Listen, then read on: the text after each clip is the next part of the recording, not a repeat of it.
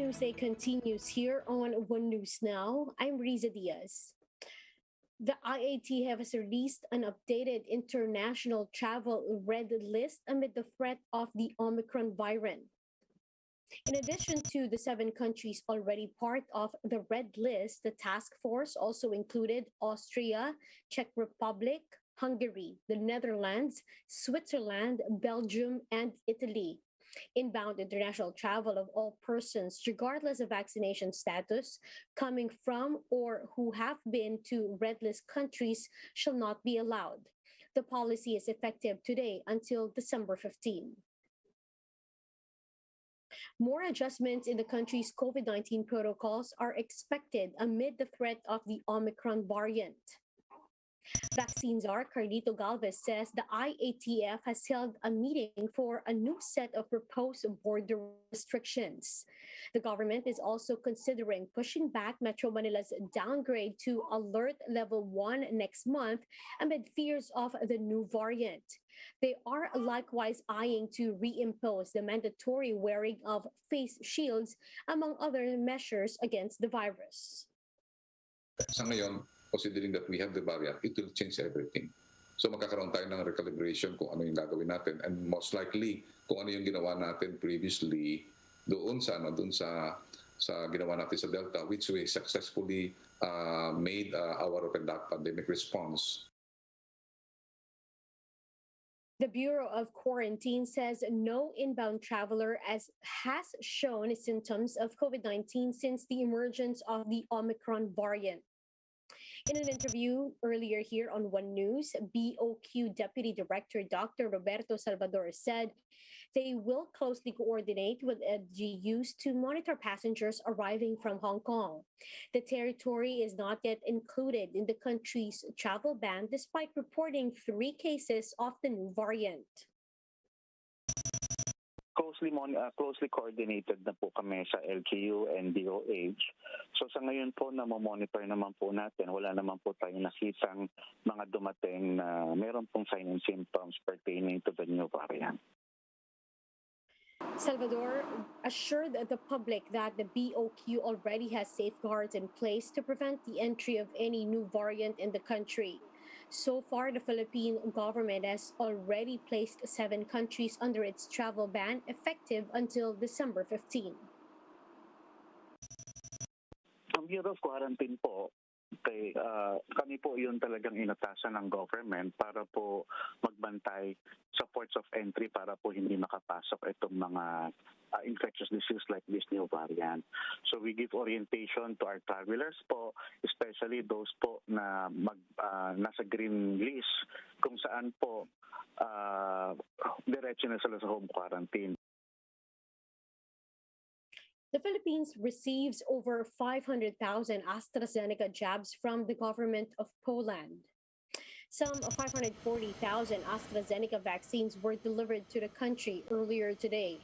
The country's ambassador to Poland, Leia Ruiz, said the donation is, quote, an expression of solidarity and friendship between the 2 countries. On Saturday, the Philippines also received over 1.7 million donated jabs from the United Kingdom. 7 McDonald's branches will be opened as vaccination sites in Quezon City for the massive 3-day inoculation drive. Speaking with us here on One News, Mayor Joy Belmonte says special sites will also be opened in malls like SM North EDSA, Eastwood, and Robinson's Magnolia.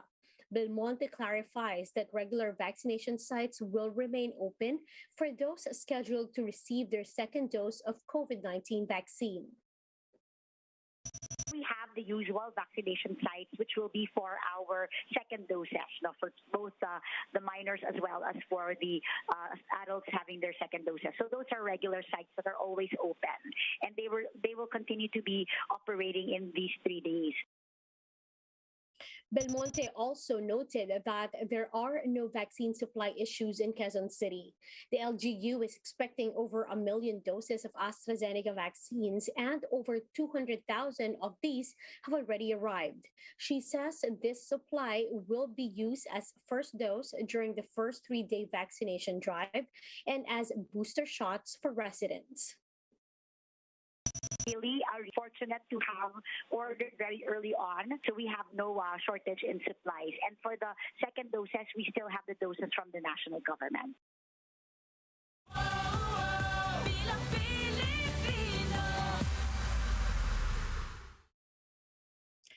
The tandem of Vice President Leni Robredo and Senator Kiko Pangilinan unveiled a 60-foot mural drawn by various artists as they led the opening of their campaign volunteers headquarters. Ryan Ang has the story. Presidential hopeful and Vice President Leni Robredo and her running mate, Senator Kiko Pangilinan, led the inauguration of the LENI-KIKO Volunteer Headquarters in Quezon City. A 60-foot mural of the tandem, as well as others painted by volunteer artists, were unveiled after the ribbon-cutting ceremony.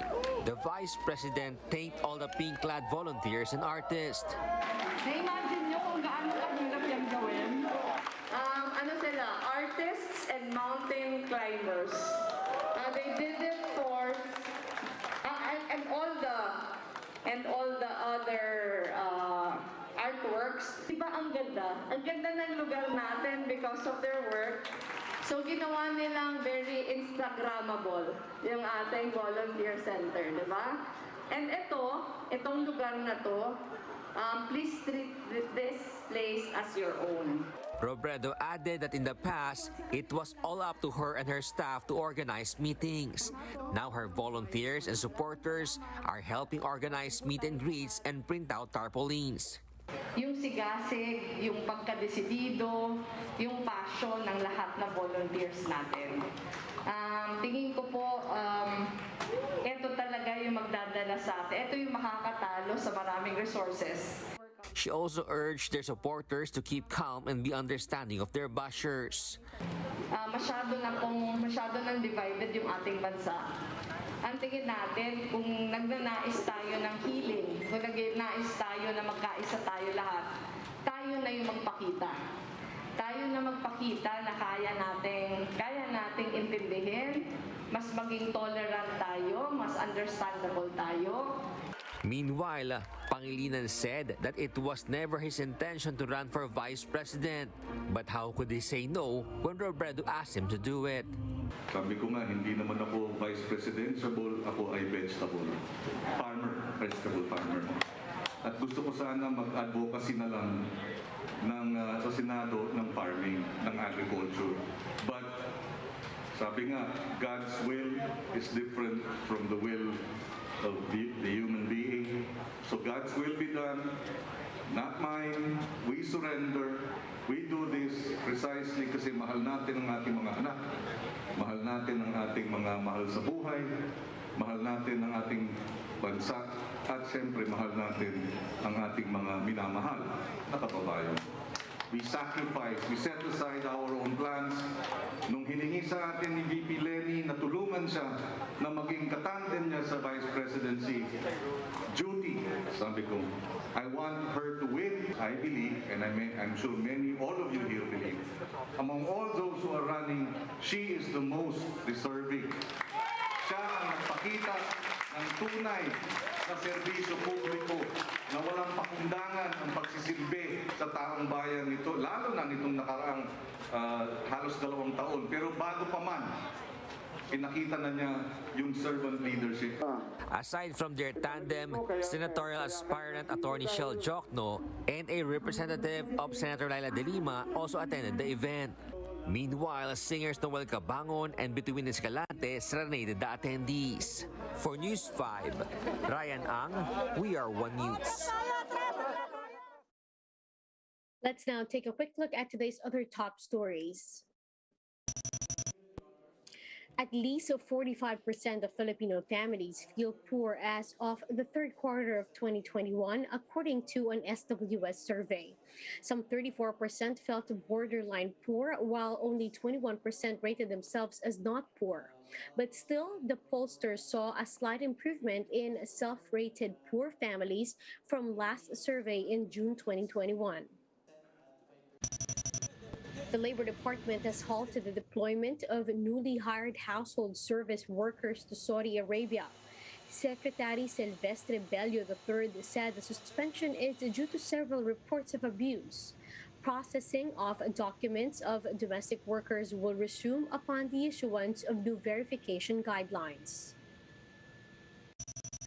And oil companies are set to roll back gasoline prices this week as the new COVID-19 variant triggers global market. Unioil projects that the prices for diesel would go down by 50 to 60 centavos, while a price rollback of up to 1 peso and 10 centavos per liter in gasoline is likewise expected.